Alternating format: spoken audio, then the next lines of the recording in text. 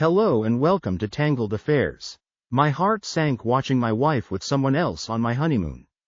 Today we bring the story of a wife who cheats on her husband on their honeymoon. Dear subscribers, we have crossed 1900 subscribers and are racing towards our first 2000 subscribers. Please hit the subscribe button and hit the bell icon for notifications for our latest story. Share a like if you like this story. Let's start with the story. I never thought my honeymoon would turn into a nightmare. My wife, Emma, and I had just tied the knot and were celebrating our love in a beautiful beach resort. The first day was perfect, sun, sand, and the promise of a blissful future. But as the days passed, something strange began to unfold. On the second day, Emma started making frequent trips back to our room, citing the need for the bathroom or more drinks.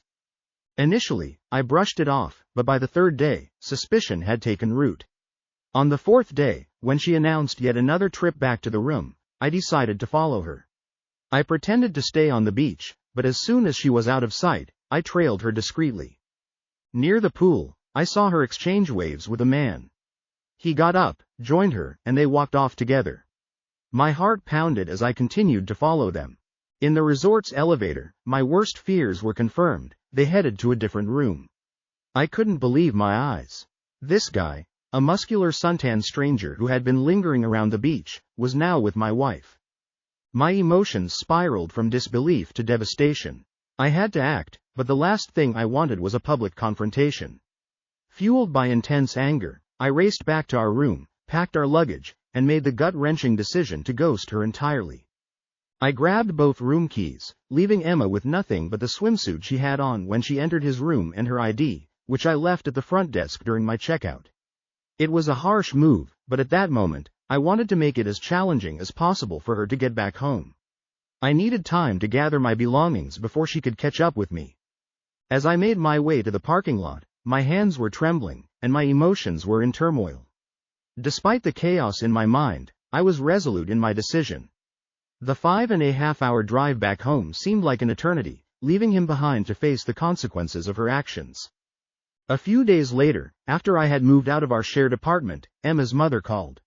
I answered reluctantly, bracing myself for what was to come. She unleashed her anger about my actions and recounted the ordeal her daughter had gone through just to get back home. Apparently, Emma had entered full-on panic mode when she realized I was gone. Frantically attempting to re-enter our room, she found herself locked out with no clothes, no money, and no way to contact me. I had even taken her cell phone. After futile attempts to reach me from the hotel lobby phone and pleading with the staff, they finally let her in, only for her to discover that I had taken everything. With no other option, she had to call her parents and explain the situation. Her parents were furious but wired her money for clothes and a rental car to drive back home. It must have been a humiliating experience for her, making that call. At the time, I couldn't care less, and even now, I find it hard to muster much sympathy. The hours it took for all of this to unfold felt like an eternity. Days later, after I had moved out and severed ties, Emma's mother called. She vented her frustration, detailing the ordeal her daughter went through. Emma, in full panic mode, found herself locked out of the room with nothing but her swimsuit. Her attempts to reach me were futile, and the hotel staff finally let her in, only to reveal an empty room. Emma's suffering didn't end there.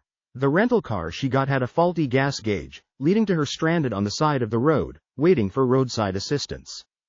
It must have been a humbling experience for her, and part of me couldn't help but feel that maybe, in some way, she got what she deserved. Back at our apartment, I moved out before she returned. No note, no face-to-face confrontation, she didn't deserve that. The barrage of calls and texts from her went unanswered. I changed my number, deleted her contact, unfriended, and blocked her on every platform. I left no direct path for her to reach me. In the following days, messages flooded in from her friends and family, either berating me or offering sympathy. I ignored them all. My trust in Emma was shattered, and I knew there was no turning back. Weeks later, a letter arrived, filled with apologies and explanations. While I could sense her pain, it didn't change the fact that she had betrayed me in the worst possible way. I didn't respond to the letter, and I haven't spoken to her since. That's my story, a story of betrayal, revenge, and a shattered trust that couldn't be rebuilt. The question remains, did I take my revenge too far? That's something I'm still grappling with, haunted by the echoes of a love that turned into a painful memory. In the aftermath of the heart-wrenching betrayal, I dedicated time to heal and rediscover my sense of self. The journey wasn't easy, but with the support of friends and family, I found solace and the strength to move forward. Months later, I met someone new, a woman who radiated kindness, understanding, and genuine warmth. Our connection was gradual but profound, built on trust and shared values. She helped me see that love could be rebuilt, and the scars of the past didn't have to define my future.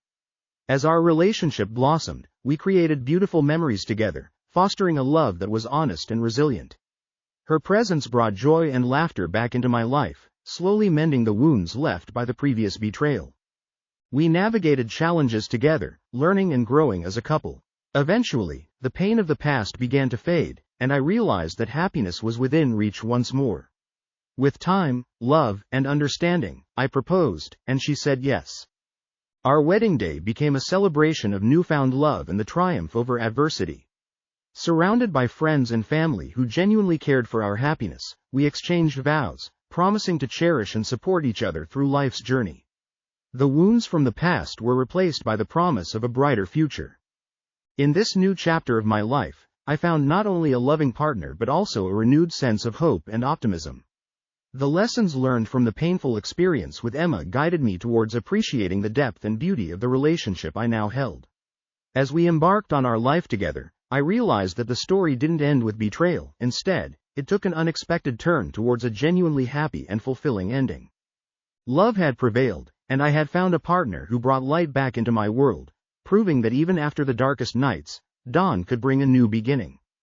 Dear listener, if you have reached this far, please click on the subscribe button. It will be a great help.